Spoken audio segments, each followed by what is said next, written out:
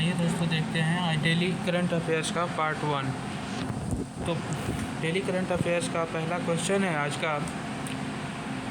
Supreme court ने संविधान के किस अनुच्छेद को आधार बनाकर इलेक्टोरल बॉन्ड स्कीम को असंवैधानिक करार देते हुए रद्द कर दिया? तो पहला इसका है अनुच्छेद 11(4)(a), अनुच्छेद 5(2)(b), अनुच्छेद 9(1)(a), अनुच्छेद 21(5)(c). तो आंसर इसका हो जाएगा सी, अनुच्छेद 9(1)(a). यह अनुच्छेद स्वतंत्र भाषण और अभिव्यक्ति के मौलिक अधिकार की गारंटी देता है, जिसमें सूचना तक पहुंच का अधिकार भी शामिल है। सुप्रीम कोर्ट के चीफ जस्टिस डी.वाई. चंद्रचूड़ के नेतृत्व में 5 जजों की संवैधानिक पीठ ने इलेक्टोरल बॉन्ड स्कीम को असंवैधानिक करार देते हुए रद्द कर दिया। अदालत ने फैसला कब सुनाया? 15 फरवरी 2024 को। इलेक्टोरल बॉन्ड स्कीम कब लागू हुआ था? 2 जनवरी 2018 को। इस स्कीम में क्या प्रावधान था? राजनीतिक दलों को गुमनाम चंदा देने की इजाज़त थी। किस अनुच्छेद के तहत असंवैधानिक घोषित हुआ? अनुच्छेद 19(1)(a). बॉन्ड की गोपनीयता बनाए रखना असंवैधानिक है। यह स्कीम सूचना के अधिकार का उल्लंघन है। संविधान का अनुच्छेद 19(a) क्या कहता है? 19(1)(a) क्या कहता है? आइए देखते हैं। यह अनुच्छेद स्वतंत्र भाषण और अभिव्यक्ति के मौलिक अधिकार की गारंटी देता है, जिसमें सूचना तक पहुंच का मौलिक अधिकार भी शामिल होता है। सूचना का अधिकार अधिनियम RTI एक्ट भी इसी अनुच्छेद के आधार पर बना हुआ है। सुप्रीम कोर्ट ने क्या क्या फैसला सुनाया? आइए जानते हैं कि सुप्रीम कोर्ट ने क्या क्या फैसला सुनाया इस इलेक्टोरल बॉन्ड को लेकर के। इलेक्टोरल बॉन्ड स्कीम असंवैधानिक बताकर रद्द किया। आयकर अधिनियम और जनप्रतिनिधित्व अधिनियम में किए गए संशोधनों को भी रद्द कर दिया, जिन्होंने दान को गुमनाम बना दिया था। कंपनी एक्ट में संशोधन मनमाना और असंवैधानिक कदम है। इसके जरिए कंपनियों की ओर से राजनीतिक दलों को असीमित फंडिंग का रास्ता खुला। SBI राजनीतिक दलों का ब्यौरा दें, जिन्होंने 2019 से अब तक इलेक्टोरल बॉन्ड के जरिए चंदा हासिल किया है। SBI राजनीतिक दल की ओर से कैश किए गए हर इलेक्टोरल बॉन्ड की डिटेल दे। कैश करने की तारीख का भी ब्यौरा दे। SBI जारी जानकारी 6 मार्च 2024 तक इलेक्शन कमीशन को दें और इलेक्शन कमीशन 13 मार्च तक अपनी ऑफिशियल वेबसाइट पर इसे पब्लिश करे। राजनीतिक चंदे की गोपनीयता के पीछे ब्लैक मनी पर नकेल कसने का तर्क सही नहीं। यह सूचना के अधिकार का उल्लंघन है। निजता के मौलिक अधिकार में नागरिकों के राजनीतिक जुड़ाव को भी गोपनीय रखना शामिल है। इलेक्टोरल बॉन्ड स्कीम के बारे में आइए जानते हैं ये इलेक्टोरल बॉन्ड स्कीम क्या है। केंद्र सरकार ने 2 जनवरी 2018 को बॉन्ड स्कीम को नोटिस किया था। स्कीम के प्रावधानों के मुताबिक इलेक्टोरल बॉन्ड को कोई भी नागरिक अकेले या किसी के साथ मिलकर खरीद सकता है। ये एक तरह का प्रोमिसरी नोट है, जिसे बैंक नोट भी कहते हैं। इसे कोई भी भारतीय नागरिक या कंपनी खरीद सकती है। इसे SBI जारी करता है। इस बॉन्ड को अपनी पसंद की पार्टी को डोनेट कर सकता है, बस वो पार्टी जिसे 1% वोट मिला हो और अन्य योग्यता रखता हो। इसकी खासियत थी कि बॉन्ड के जरिए डोनेशन देने वाला व्यक्ति या कंपनी की गोपनीयता बनी रहती थी। बॉन्ड खरीदने वाला 1000 से लेकर 1 करोड़ रुपए तक का बॉन्ड खरीद सकता है।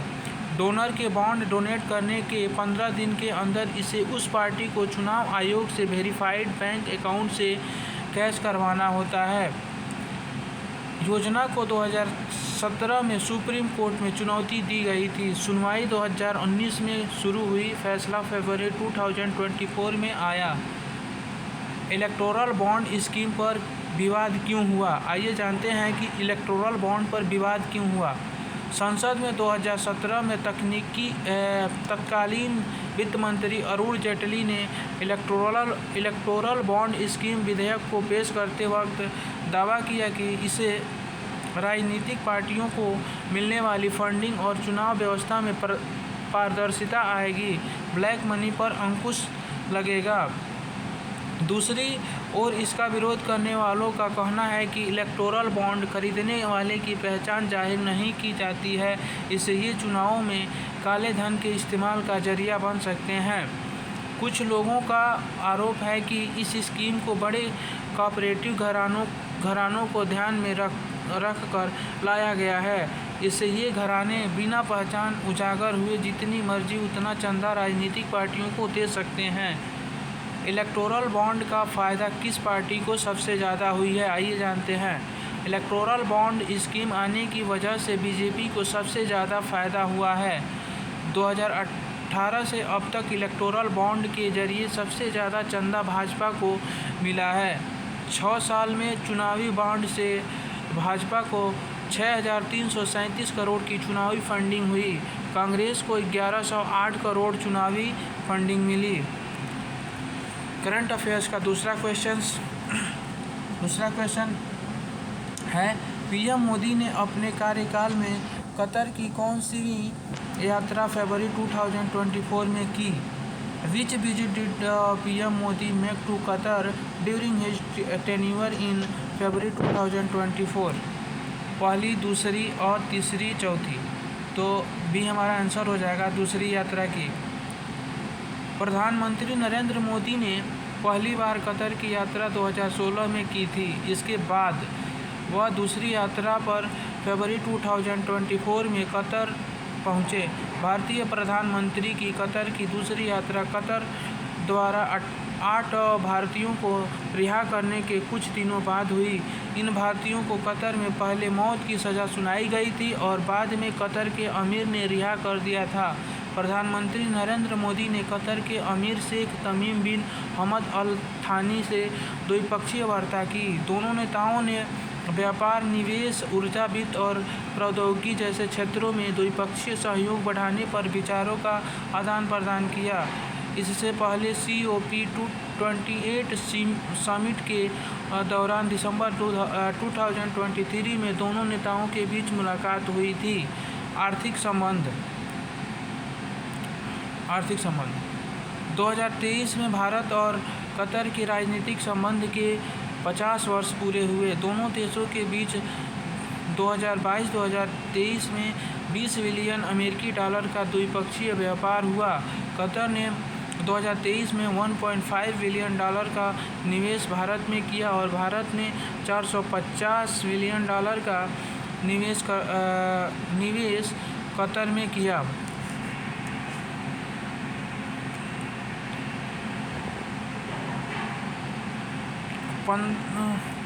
15,000 से ज़्यादा भारतीय कंपनी कतर में काम कर रही हैं। 15,000 से भी ज़्यादा भारतीय कंपनी कतर में काम कर रही हैं। व्यापारिक संबंध, आइए जानते हैं कि कतर के साथ हमारा भारत देश का व्यापारिक संबंध क्या है। कतर भारत का LNG का सबसे बड़ा आपूर्तिकर्ता है। भारत के वैश्विक LNG आयात का 48% से अधिक हिस्सा कतर से आता है। भारत की ज़रूरत का 29% LPG कतर से इंपोर्ट होता है। भारतीय कंपनी पेट्रोनेट ने 2029 से 20 वर्षों के लिए कतर से सालाना 7.5 मिलियन टन LNG खरीदने का कॉन्ट्रैक्ट रिव्यू किया है। रक्षा संबंध, आइए जानते हैं कि कतर के साथ हमारा रक्षा संबंध क्या है। भारत और कतर के बीच जायर अल बहर नामक युद्धाभ्यास होता है। आइए जानते हैं कतर के साथ हमारा सांस्कृतिक संबंध क्या है। 8 लाख से ज़्यादा भारतीय कतर में रहते हैं। ये भारत में सबसे बड़े प्रवासी हैं। वर्ष 2019 Bharat Qatar year of culture के रूप में मनाया गया था। कतर। आइए जानते हैं कतर के बारे में। राजधानी दोहा। कतर की राजधानी कहाँ है? दोहा है। वहाँ का अमीर कौन है? शेख तमीम बिन हमद अल थानी। वहाँ का प्रधानमंत्री कौन है? शेख मोहम्मद बिन अब्दुल रहमान अल थानी। जनसंख्या है 27 लाख। मुद्रा है कतरी रियाल। करंट अफेयर्स का तीसरा क्वेश्चन। पहली बार किन प्रदर्शनकारियों पर आंसू गैस फायर करने के लिए खास तरह के ड्रोन का इस्तेमाल हुआ? For the first time a special type of drone was used to fire tear gas on which protesters. किसानों पर, छात्रों पर, राजनेताओं पर, इनमें से कोई नहीं। तो हमारा आंसर हो जाएगा पहला। कौन सा आंसर हो जाएगा? पहला हमारा आंसर हो जाएगा किसानों पर। किस पर? किसानों पर। तो आइए जानते हैं कि क्यों इनके ऊपर आंसू गैस के गोले बरसाए गए थे। भारत में पहली बार प्रदर्शनकारी किसानों पर आंसू गैस का इस्तेमाल ड्रोन से किया गया।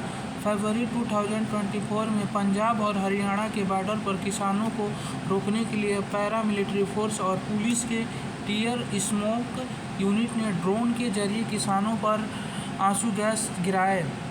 इन drone imaging and information service of Haryana limited ने बनाया है। इन ड्रोन को इंटरनेशनल बॉर्डर जैसे पाकिस्तान और बांग्लादेश की सीमा पर सर्वे, इंफ्रास्ट्रक्चर और कृषि कार्य के लिए डिज़ाइन किया गया है। ड्रोन का इस्तेमाल खास अभियान के दौरान आतंकवादी और घुसपैठियों को ब्लाइंड देख न पाना करने के लिए किया जाता है।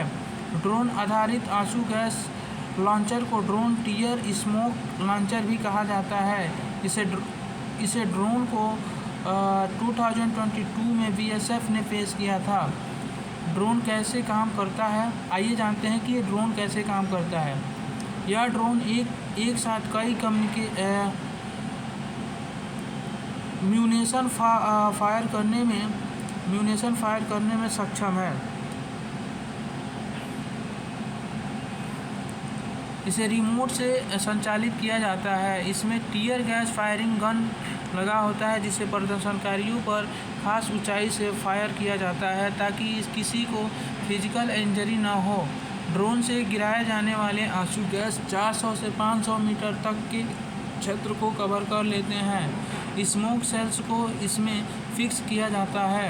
लॉ एंड ऑर्डर को मेंटेन करने के लिए इसका इस्तेमाल प्रदर्शनकारी किसानों पर किया जा रहा है। आइए आज के इस करंट अफेयर्स का चौथा क्वेश्चन देखते हैं। अंतर्राष्ट्रीय बाल कैंसर दिवस कब मनाया जाता है? When is international child cancer day celebrated? पहला है आपका ए है 12 फरवरी को, और बी है 13 फरवरी को, और सी है 14 फरवरी को, और डी है 15 फरवरी को। तो हमारा आंसर हो जाएगा 15 फरवरी को चाइल्ड कैंसर डे मनाया जाता है, बाल कैंसर डे मनाया जाता है। आइए जानते हैं कि इसके बारे में थोड़ा सा जानते हैं और जानकारी लेते हैं। यह दिवस पहली बार यह वर्ष 2002 में चाइल्डहुड कैंसर इंटरनेशनल की ओर से मनाया गया था। बचपन के कैंसर के सबसे आम प्रकारों में ल्यूकेमिया, मस्तिष्क कैंसर, लिम्फोमा, ठोस ट्यूमर जैसे कि न्यूरोब्लास्टोमा, विल्मस ट्यूमर और हड्डी के ट्यूमर शामिल हैं। नोट: हर साल 4 फरवरी को कैंसर डे मनाया जाता है। हर साल 4 फरवरी को कैंसर डे मनाया जाता है। अगला क्वेश्चन है हमारा कि IRCTC के नए चेयरमैन और प्रबंध निदेशक CMD कौन बने? Who become the new chairman and managing director CMD of IRCTC? तो आइए जानते हैं कि कौन बने। विनोद कुमार पहला है हमारा विनोद कुमार, दूसरा है संजय कुमार जैन, तीसरा है अजय साहू, चौथा है राकेश अग्रवाल। तो हमारा आंसर हो जाएगा बी हमारा आंसर हो जाएगा संजय कुमार जैन। कौन बने हैं? IRCTC के नए चेयरमैन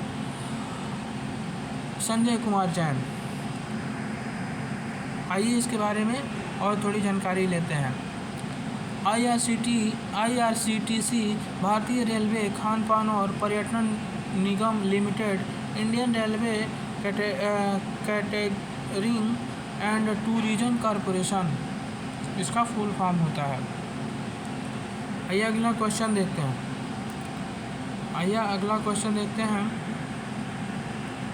अगला क्वेश्चन हमारा है, विश्व दरियाई घोड़ा दिवस कब मनाया जाता है? When is world hippo day celebrated? विश्व दरियाई घोड़ा दिवस कब मनाया जाता है? आइए जानते हैं।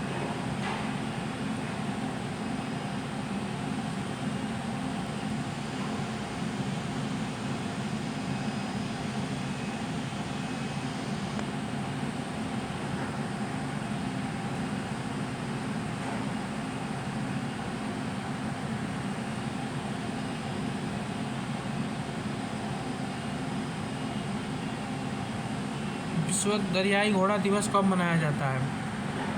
तो आइए जानते हैं विश्व दरियाई घोड़ा दिवस कब मनाया जाता है। तो 12 फरवरी को, 13 फरवरी को, 14 फरवरी को, 15 फरवरी को। विश्व दरियाई घोड़ा दिवस 15 फरवरी को मनाया जाता है। इसका आंसर हो जाएगा विश्व दरियाई घोड़ा दिवस 15 फरवरी को मनाया जाता है। आइए इसके बारे में थोड़ा और जानकारी लेते हैं। 2024 की theme the mighty hippo A semi-aquatic wonder. दरियाई घोड़ा सबसे लुप्तप्राय बड़े स्तनधारियों में से एक है।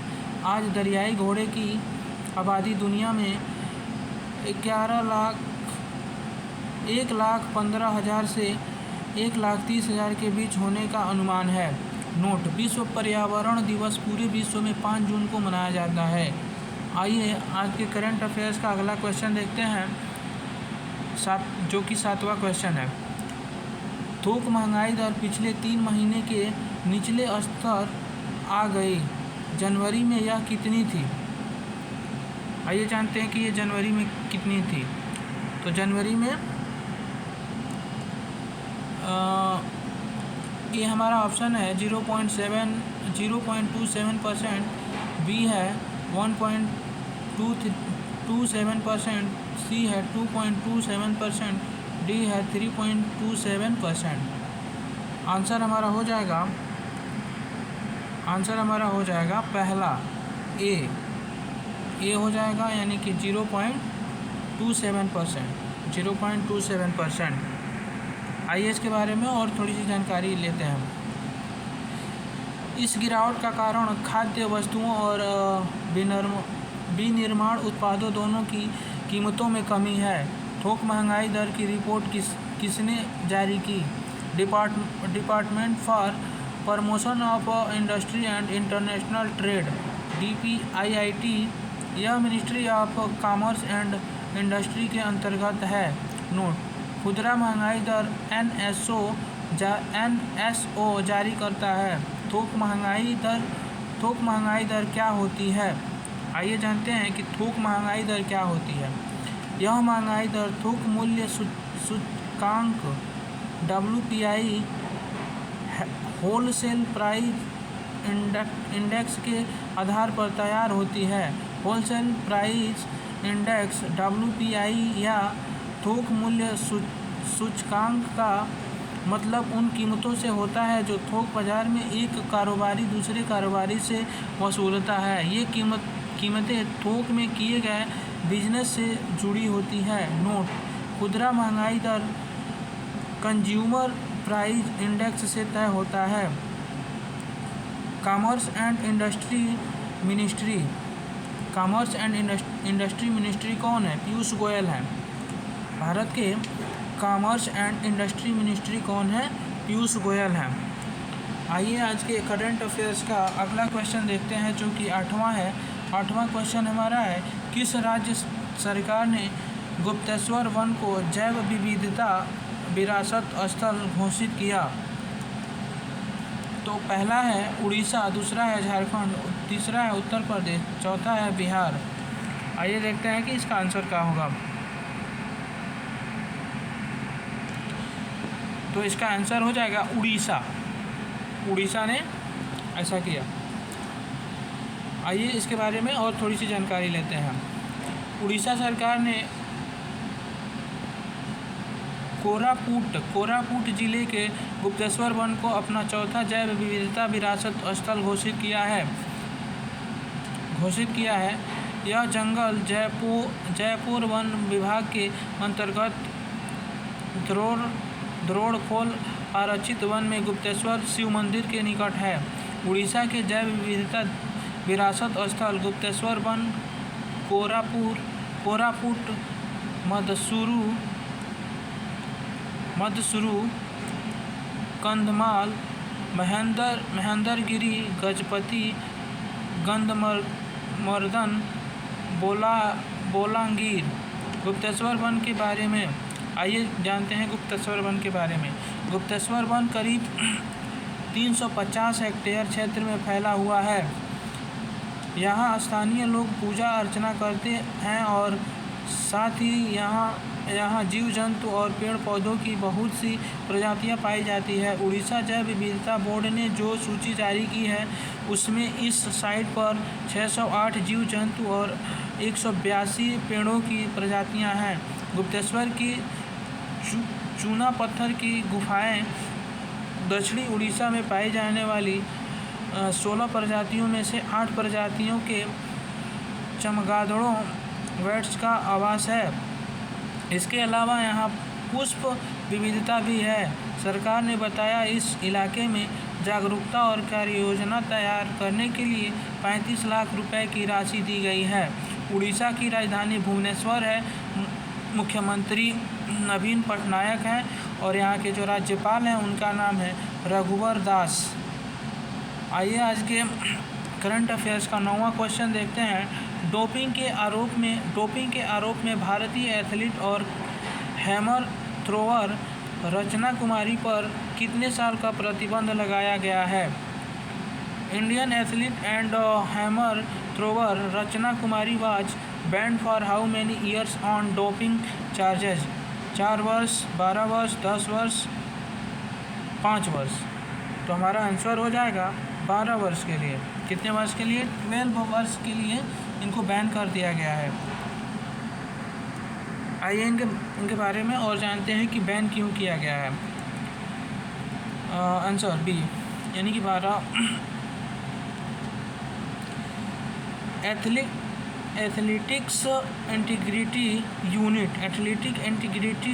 यूनिट ने हैमर थ्रोअर रचना कुमारी को दूसरी बार डोपिंग रोधी नियम के उल्लंघन के लिए 12 साल के लिए निलंबित कर दिया है। रचना पर ये प्रतिबंध इंटरनेशनल एथलेटिक्स इंटीग्रिटी यूनिट ने लगाया है क्योंकि वह कई डोप टेस्ट में फेल रही थी। 24 सितंबर 2023 को पटियाला में और 1 नवंबर को उनके नमूने लिए गए थे।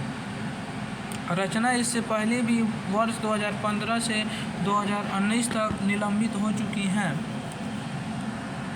आइए आज की करंट अफेयर्स का लास्ट एंड 10वां क्वेश्चन देखते हैं।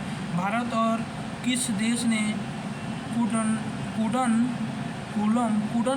परमाणु ऊर्जा परियोजना स्थल पर अतिरिक्त परमाणु रिएक्टरों के निर्माण के लिए समझौता प्रोटोकॉल पर हस्ताक्षर किया? यूएसए, चीन, फ्रांस, रूस से।